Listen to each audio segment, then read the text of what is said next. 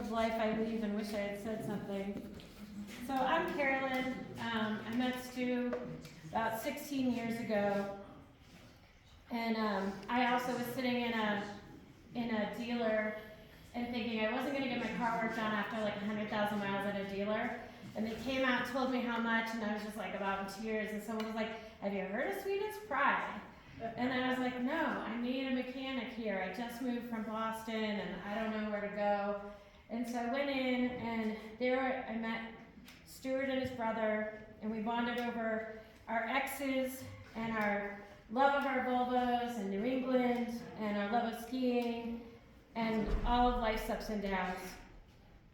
And I continue to be a customer of Stu's even after he and his brother had someone else managing the shop, and the manager took care of me in a crazy story where I thought my car wouldn't stop accelerating. And anyway, it's just Stu, wherever Stu went, I would follow.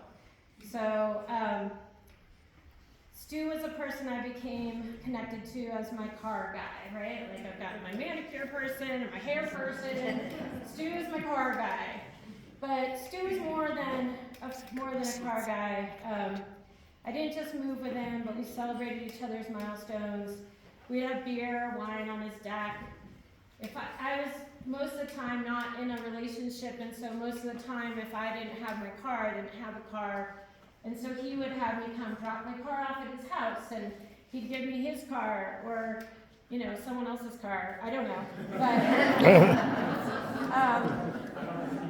But yeah, I mean, he wouldn't always know. I know my car got broken into outside of his house, and then I was picking it up at his place, and all my dashboard stuff, all my glove compartment stuff was all over the seat, and I was like, why did Stu do that? Like, why would he need to go in my glove compartment, and why would he leave it all over the seat? And it was not a big deal, because all they took were my CDs, which was a bummer. But but he was just, he was so sweet. And as the garage got further away, we would arrange my appointments so that he could help me continue on with my regular life. And I always felt like he was just doing this for me. I'm sure he did it for plenty of other people.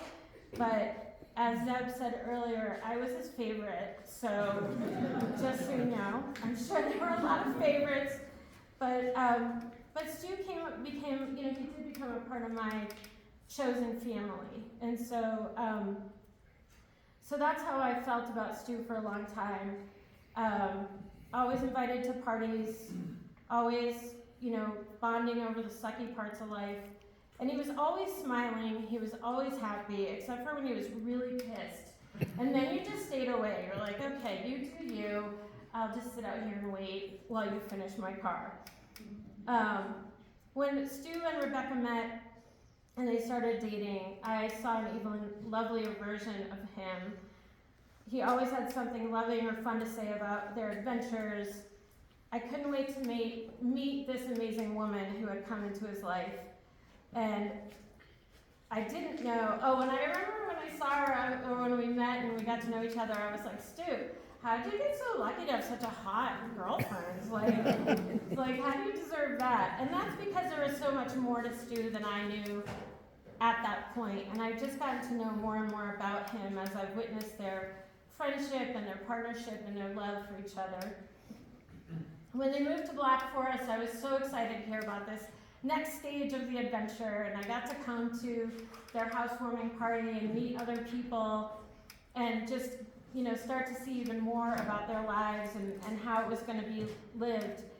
And I insisted on coming down for an overnight so that I could spend more time just with them and looking at the mountain.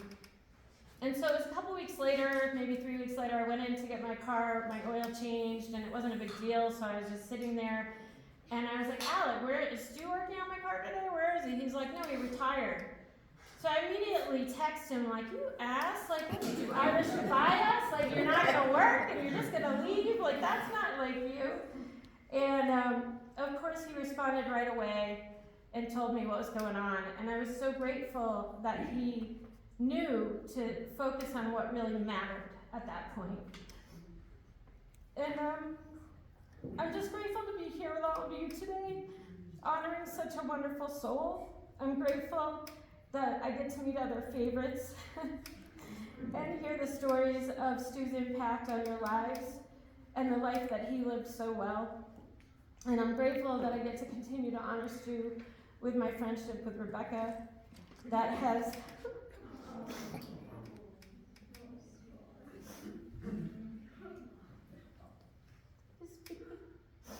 and just that we all will carry Stu on in the way that we show up in life. And just to remember that, you know, when we are having a hard day or getting upset, that, you know, that's the part that I love about living on after people that I care about leave us, is just that I get to dig deeper and show up for them in the way that they can't anymore. And so as you leave here, just, you know, try to bring that to the moments when you get frustrated and be like, what would Stu do? What would Stu say? You know? So, cheers to Stu.